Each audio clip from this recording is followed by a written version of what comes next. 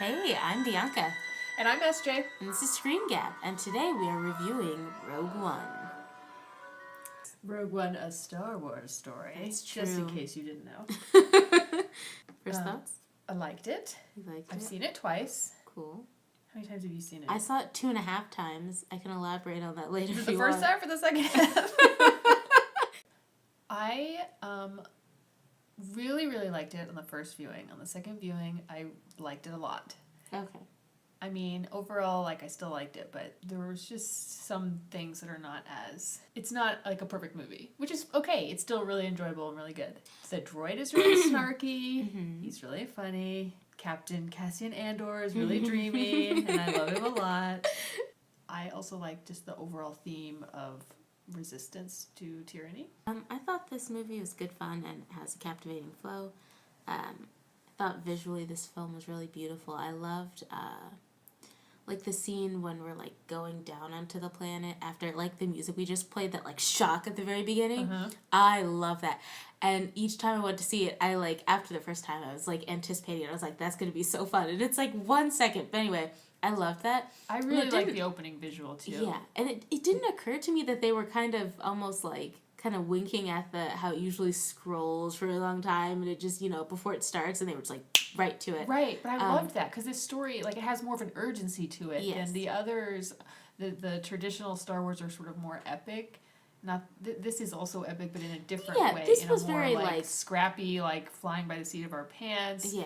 We don't have time for a scroll. We gotta just get to the story type of way. Yeah. And I saw that too. They're going planet to planet, and they name the base and the planet each time. There's definitely this okay, this happened, this happened, this happened, this happened. Now we're just flows. Yeah. And it could have been unnatural and kind of choppy, but I didn't think it was. But it did have urgency, which was good. The very first thing we actually see are the rings of this planet, but we're from the planet's view looking out, and you're what am I even looking at? Yeah. There's lines going across the screen, and then they're cut off randomly. Was this a mistake? And then you switch perspectives, and you're from the outside, and you're oh, it's a planet with rings, and the cutoff was the shadow of the planet. Mm-hmm. I like it a lot because we know the story of Star Wars, the original trilogy, but we're seeing it from a different perspective in this film. We're on the other side of the rings, and it's different, and it's darker, and it's disorienting, but it's also the same story, and I like it a lot. Awesome. Okay, so I generally I thought this film was very beautiful. And just after, the shock, the rings, and we're getting down to the planet, and just that swoop down and the pan. I love that so much. And I also loved when we see Cassian for the first time in that city. Like a trade post or something. Oh, a trade post. See, okay, there we go. It was just busy in a way. It just felt there's a lot going on in the background that... Yeah, I don't know what it was. I loved that. It makes the world feel alive. Yes. Also, my first thought was that I appreciated the message of hope and the insistence to take action. Okay, we're going to get a little more spoilery now, so yeah. If you haven't seen it or you don't want to be spoiled, I guess that's all the podcasts you get to listen. We sort of mentioned this, that it's got this theme of resistance, but it's very political, despite what Disney executives may or may not believe. It definitely feels timely, but I think it could apply to a lot of different countries and cultures and time periods, because overall the idea is just resisting this tyrannical government that is trying to wipe everybody out, or wipe anybody out that disagrees with them, or Mm-hmm. Or what, for the sake of peace, whatever. Right. I mean, spoiler, they're part of the Rebel Alliance, and that's all they do. They rebel. Even though that line that's in the trailer isn't actually got cut from the movie. What? Where she's like, "This is a rebellion, isn't it? I rebel." Oh, it was in the trailer because I don't watch trailers, and I don't know if that's good or bad. I just like seeing it. There were a lot of things in the trailer that weren't in the movie, because there was also a scene where she's running towards an ad. I don't want to say ad. That's too many ads. Anyway, with blasters. She's got blasters in both hands, and she's running towards it and firing, and that wasn't in the movie either. So I really liked that there were so many characters that showed that there were so many different ways to rebel against this tyrannical government. Jin Erso's father, Galen, it's sort of complicated what he decides to do, and I think it's debatable whether it was the right decision or not. But and he's it's like, kind of like half forced, half not. yeah, but he's like, okay, I will, if they're forcing me to work on this, building this Death Star, and if I don't do it, someone else will, so I will just do it. And make a flaw. and yeah, insert this flaw, and that's how I'm resisting, which I have mixed feelings about. But also, it's like the only thing that makes all the trilogy possible. Yeah. Yeah. So far as seeing the different ways people rebel, we see Bodhi Rook, the Imperial cargo pilot, and he defects to help the rebellion. It's clear through his dialogue that he felt conflicted about working for the Empire, and he chose to take action. We see Cassian Andor has been in this fight since he was 6, doing what he has always done, essentially, whether it's morally right or wrong, including killing people. But what I found most compelling was Jyn Erso's arc from indifference to the Empire to laying her life on the line to protect and serve the resistance. And so you just kind of see, like, some people it's been their whole life, some people they've grown up in the heart of the Empire, and some people are on the outskirts, and it's just different people at different times deciding to take action. And I think that speaks to a lot of people and, where they're at and what rebellion looks like. And just also just playing to your strengths and not trying to rebel in a way that you think you should. Like, consider what your talents are and how you can use that to contribute. Yes. And everybody's contribution was essential in the end. Like, the only reason that their mission succeeds is because all these different people contribute in different, some small, some bigger ways, and they all have to do their part, which obviously it's written that way, but still. Yeah. I have just, like, as a fun fact, I think I've seen the first High School Musical. Oh my gosh, that name's so generic. I almost forgot what that movie's called. That's so sad, Bianca. HSM. Yeah. I think I've seen the first one once, or maybe just part of it. But the second one is the best clips one. of the songs from the ads. I've never seen the others. I was totally You've disinterested. never seen the others? But I always Oh my God. I always know we that have to watch we're the second all one. in this together. And then the gotta get your head in the game. Oh my, that was like the only try. No, anyway. But I would say the High School Musical song that's most applicable to Rogue One is the one that they sing in the cafeteria about, like, how you have to be yourself. How's that one go? I forgot. I have no idea. But I mean, it's like, okay, whatever. We can just cut it out. It's about how they have to, like, play to their strengths, just like everybody in the Resistance. Yay. I can make pop culture connections. Sure. A couple characters we didn't really talk about yet are the sort of Jedis that aren't really Jedis. That aren't Jedis at all, but they're not Jedis, especially but they're... Imwe just, like, believes in the Force. Like, I thought he had a couple interesting lines about telling Cassian that he can tell that he takes his prison with him wherever he goes. Yes, and I think that's really interesting, of just, like, having to escape that kind of prison of your mind to be able to help properly. And that's an important thing that you should tackle. I was just going to say that Baze and Chirrut give an example of, like, different ways to approach. It's not really so much resistance. I mean, they are resisting, but, like, the Force being, like, the religion in that, in this story. He is, like, reaching out to it the whole time, and Baze is like, whatever, you're kind of crazy. But at the end, he also...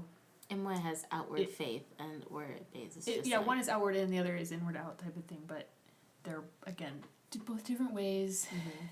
I don't know. I liked it. Also, I think we both noted this, that we liked that every member of the Erso family, Jyn and her parents, I mean, at different points in the movie, spoiler, they all say some version of, you will never win. To the Empire. Right, they're right before they're killed. And I think that was one of the things to me that really, like, brought this theme of resistance out, and I liked it, even though it's, like, really upsetting to see people die, but that this belief that, like, this thing that I'm fighting for is worth fighting for, and even if I don't live to see the victory, it is worth resisting to the very end. And I think that's an essential attitude. I think so too. I feel like Jyn took that note from Cassian as well, like realizing the value of hope and the value of freedom. rebellions are built on hope. Yeah. It's kind of a cheesy line, but it's also really good. Yeah. And I forget who says it. I think it's Jin. And she says, what choice do we have? And I think that this is important for people who like staying silent and doing nothing. I mean, your silence won't save you.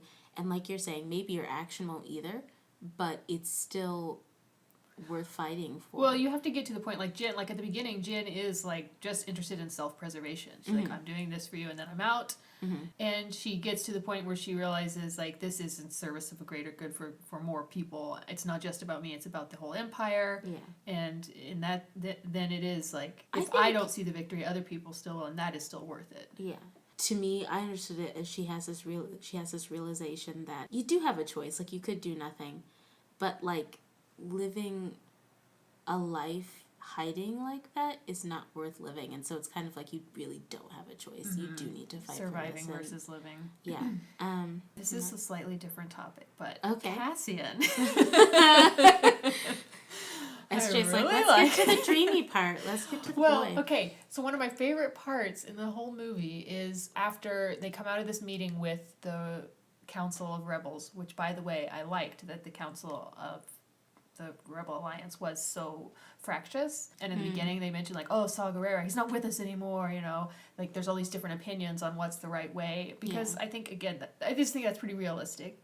And it's not bad to, have allies and talk about what's the best plan and stuff, but one of the sort of the themes of this story was like, you can't sit around and wait for a perfect plan. Like, you have to just take action. And this little speech that Jen gives when they're going to Scarif, and she's like, well, we will go as far as we can. We'll take the next chance and the chance after that until we win the day or until there are no more chances. And that's, all we can do. And if they didn't take those chances, they would never have gotten the plans to the Death Star.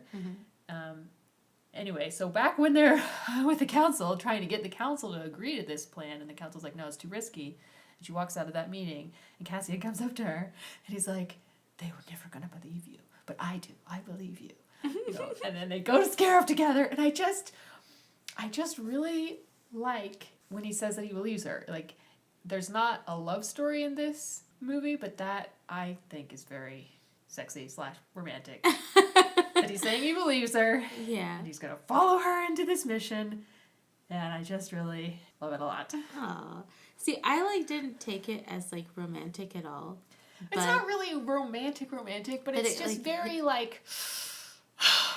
two people putting our lives together, going on a mission. I mean, it's all trust, deep trust, and everything is on the line. True. And they, they're lucky enough to get to end their life together. Not saying that it would be luckier if they would have lived, but that moment at the end where this ray from the Death Star is coming at them and they're sitting on the beach watching it, I'm just thinking I hope that and he tells her that her dad would have been proud of her. I'm gonna start crying. I'm gonna start crying just now. Oh my god. But I mean, I hope that if I'm ever in that kind of a situation that I'm able to look at this impending death wave knowing that I've done everything that I can, like they did, to resist and prevent other people from facing that fate. I would like to see more to Bodhi's arc, because they introduced this thing of him sort of losing his mind from that alien interrogation. Yeah, and then all anyone had to do was say, you're the pilot. Oh, and he was like, yeah. That was super convenient. I think it would have been really interesting if that came back later, and in the middle of all this he had a moment of uncertainty, which he kind of does, but I just read it as he was afraid to run across a bunch of blasters, which I would be. It didn't seem connected to his earlier, and just with Saw Gerrera, I don't know, I would be just interested to know more, I guess, about his whole thing. His life. I mean, I'm not familiar with the expanded universe, and I know, officially the movies are not doing the expanded universe, but, so I don't know if there's stuff that ties in with that or not, but I just thought he was interesting, and I would have liked to have seen a little more of him and how he fit into this whole context. That video message, or what is that? The hologram. Thank you. The hologram that Galen sends to Saw Gerrera, and inside it has specific instructions for Jin. And I understand that Saw Gerrera is the only man alive who Galen knows he can trust. But it just kind of seemed convenient that she would see that hologram at all. But not Maybe it was the super Force take me directing out of the things. movie. Or maybe it was the Force. And it didn't like super take me out of the movie, but it just seemed weird. Like it just seemed so specific to that situation. Like it's so urgent. And like I understand the whole movie is like urgency, but like I don't know. It just I couldn't quite accept it. Yeah. I mean, Yeah. I guess it is believable that, like, if he thinks that she might be alive, he would direct the message at her just in case, but it's still, if anybody else sees it, they'd still get the information. Yeah. I don't know. It does break down if you think about it too much, especially the third act when they're, like, on Scarif and it's very helter-skelter, and it's just stuff like, why was the Rebel fleet not trying to break the gate thingy until they got the message that they needed to? Like, they would have to, otherwise they weren't going to be able to rescue any other people. Were they just, like, assuming that everyone was going to die that was on the planet right from the start, and all the X-Wing pilots that managed to get through before the shield, that's what I called, not the gate thingy, the shield. I kind of, honestly, the second thing you just suggested is what I assumed. I think they just kind of, and this was something else I did appreciate about the movie. Well, I think they just kind of thought, people are about to die. Like, and they were just kind of accepting it. But that was something I did like about this, and I know you mentioned it earlier, but that, like, not everybody makes it. I think that's an important thing to understand about a rebellion. Yeah, I mean, I've read some negative reviews of the movie where they didn't like that most people died because it's depressing or upsetting. And I think that's true and totally valid if that's somebody's response. But I personally, I felt like it was important because, like, that's sometimes how it is, and it doesn't make it less heroic, and it doesn't mean, like, oh, maybe you're not, the Jedi, the one of the few, the Force is greater with you and your twin sister that you won't know is your sister till the third movie or whatever. Like, you're not necessarily the chosen one. Yeah. We're just a bunch of regular people, and we're all trying to do the right thing, even if we haven't been doing that our whole lives until now, and we're doing what we can, and it is still vital and important, and I just really like this movie.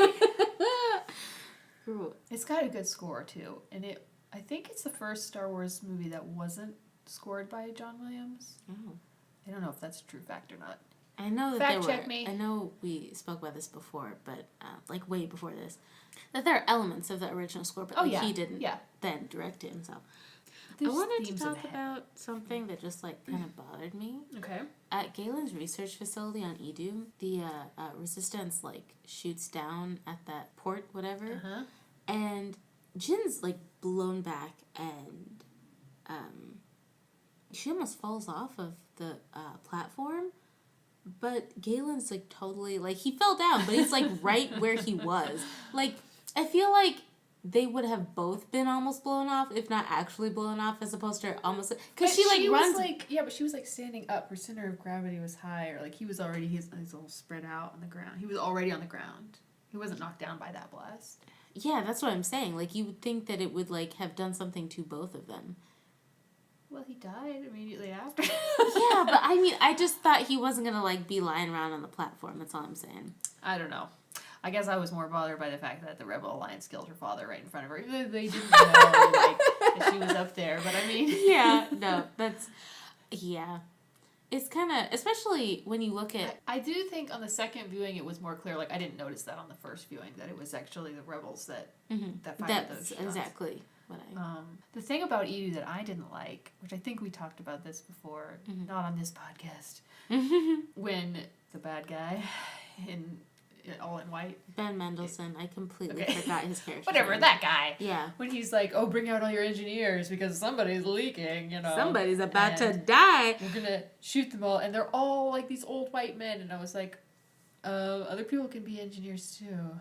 But my spouse was like, well, that's the Empire's view. They're very sexist and fascist and racist and everything. And so it's their, blindness to the potential of other people, and I suppose that's probably a pretty good explanation, but it just annoyed me. Also, at the end, towards the end, when they go to Scarif, it's Jin and Cassian and a bunch of other dudes and one robot, which is fine, but it's like all volunteers, and I'm just sort of annoyed that there were no other girls that volunteered, or other aliens, like, these are the... Whatever. It's fine, but it's not totally fine. I mean, I like Jen as a protagonist, but she's like one of the only girls in the whole thing. Yeah, we can only have... The real resistance in the real world needs you no matter what demographic you are and whether it's represented in a Star Wars film or not.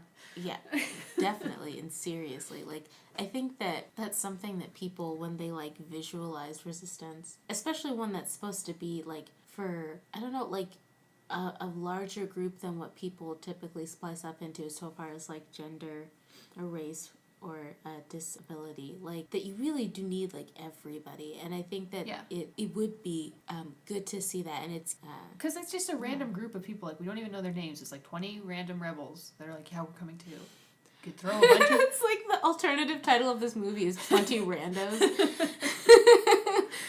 Okay, some other random things about this movie that I did not like. Yeah, I have two as well, both on Scarif. We can alternate.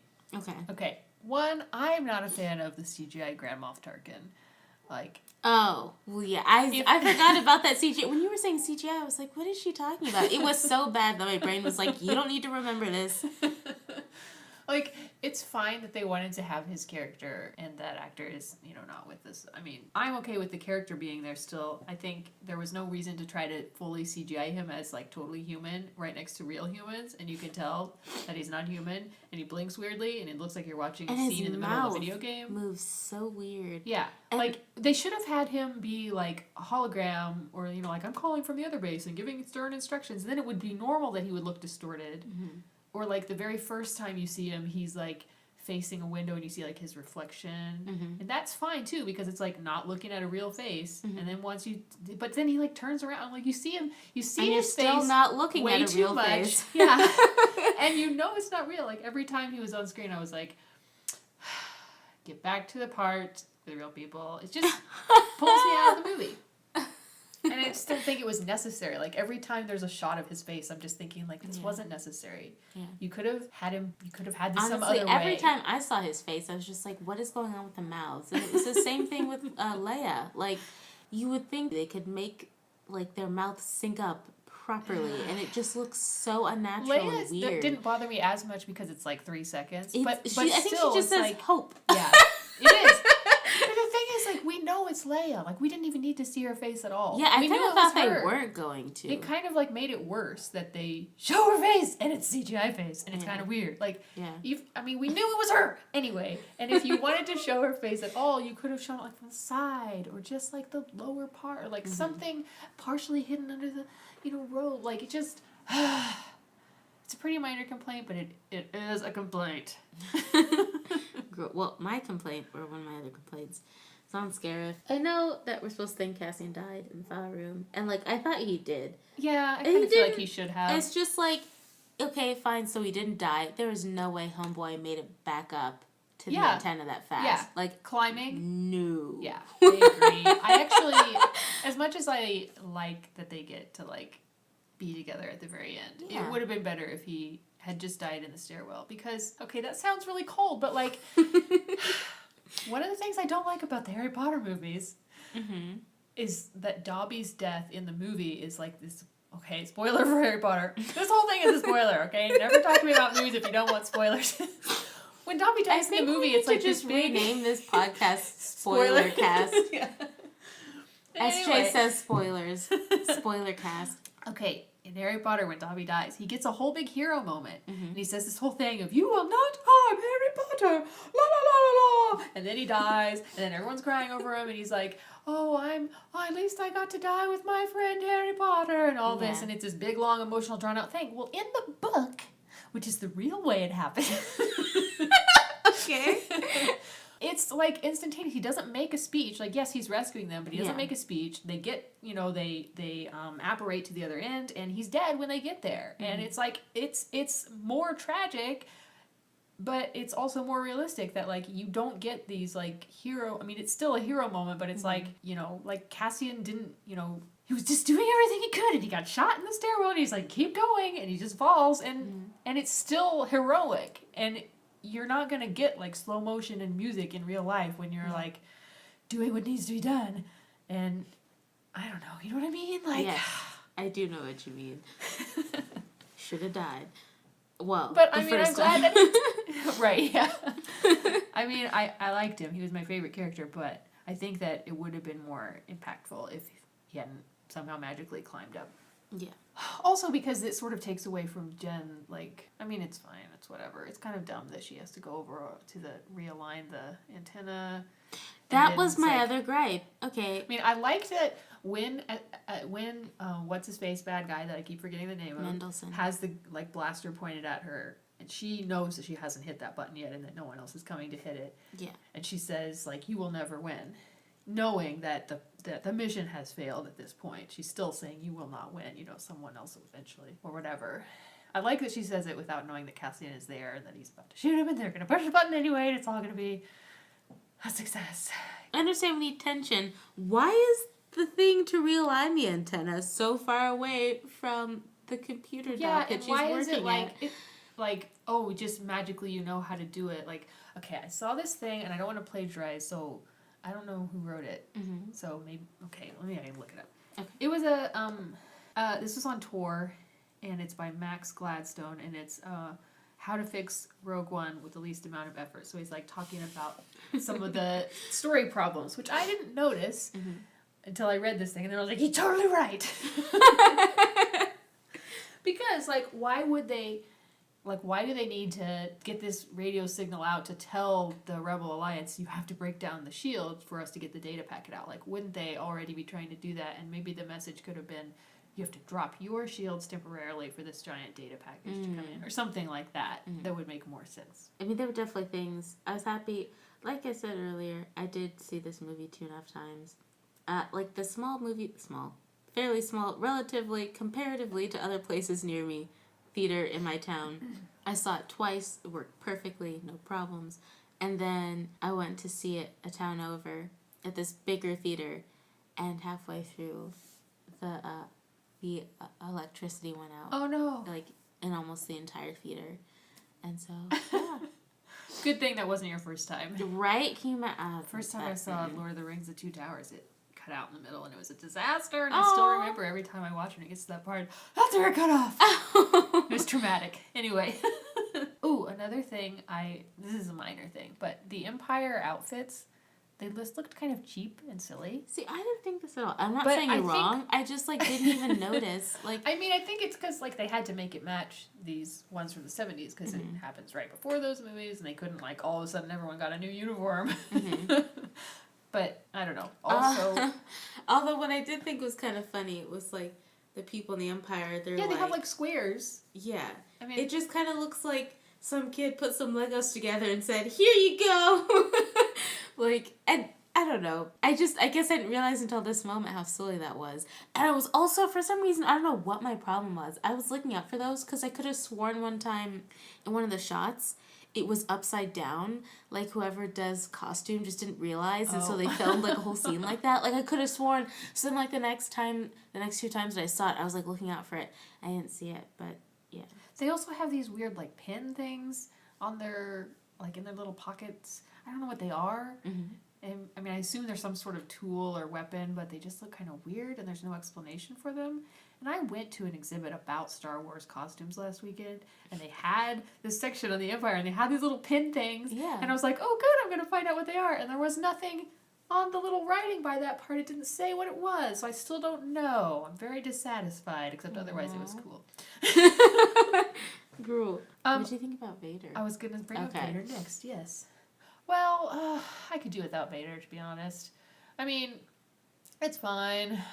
My favorite thing about Vader in this movie is that scene at the end where he's lightsabering a bunch of people to death.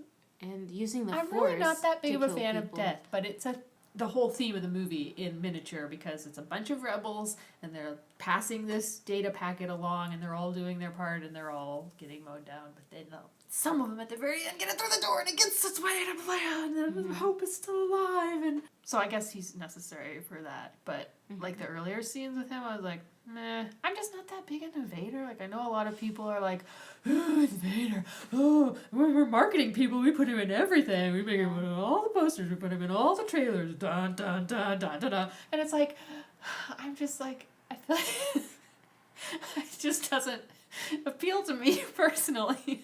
Cool. Stop laughing at me. I am smiling broadly. I'm not laughing. How did you feel about Vader?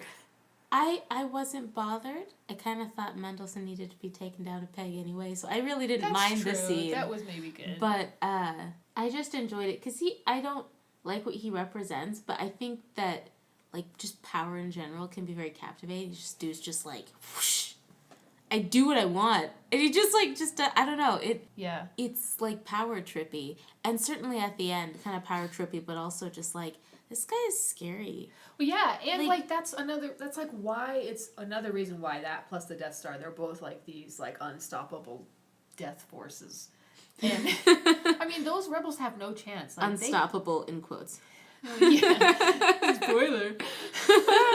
I mean, they can't fight against it. They can't like physically overcome him at all. Like they have no chance except to get, be part of this greater effort to get these plants out, to have this, greater movement that's going to try to resist, because individually they're screwed. How do you think it compares to other Star Wars movies?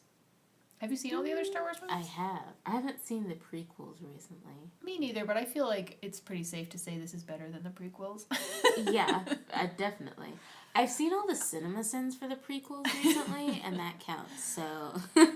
I think, like, comparing it to The Force Awakens, I think I like the story better in this, because it was a little more clear and a little more original, even though, we kind of knew how it was going to end, how it kind of had to end, but... Like, The Force Awakens, I really liked the characters a lot, and I really liked it the first time I watched it, but the more you think about it, you're like, this is basically like A New Hope all over again. Like, why are they destroying another bigger, badder Death Star? And also, like, the Rebel Alliance is still a Rebel Alliance, and they're not, like, like they won. Like, why are they still rebels? But then you think about, like, oh, well, because the Rebel Alliance was... very fractious, and they couldn't agree on how to rule. It sort of makes sense, but also it was just like too much of a rehash. This felt fresher. Okay, so the story in this was better, but the characters in the other were better to you. Except Cassian. Yeah, I can see that. I feel like a lot more attention was paid to the characters, and maybe it was because they realized they were essentially rehashing the story, and they were just like, need to make this seem different somehow. I mean, like, there's... But yeah, the characters in this movie, like, I felt like everyone was individual, but there were just enough of them where it's, like, difficult to spend a lot of time with everybody. Yes. But you do know who they are, but you just don't get quite comfortable. And the first time I watched it, I had a really hard time keeping track of not keeping track of who was who, like, on the screen, but, like, what their names were, because it moves pretty quickly and they don't sit there calling each other by name. I've heard that multiple places, yeah. And I just went and looked it up on IMDb afterward. Sorted. So I liked the first two acts. Like I said, I feel like the whole film has a nice flow to it. Felt like the first two acts especially. But when they do get to Scarif to steal the schematics, at first I thought it seemed disjointed the first time I saw it. And the second time I saw it, I was like, you know what? I think this is intentional. And I'm just reading into it what I'm supposed to be reading into it, which is... They've gotten there and they're just going chance by chance, and so it feels disjointed. It does feel really chaotic, yeah. Yeah, and it's like, okay, maybe this is just supposed to be like reflecting their feelings. But then I thought maybe this is super intentional because we know what's going to happen to the Death Star, but it's like we don't know exactly what steps it takes for it to get there. And so I think that if anything, it ended up, for me, succeeding in feeling like there was a lot at stake, even though you know exactly what's going to happen. So, like, at first I didn't like it, and then I was like, I think this is great. That was our Rogue One review. Thanks for listening. Yeah, next time we're going to do Hidden Figures. I'm super excited. Yeah, that'll be next week. Bye.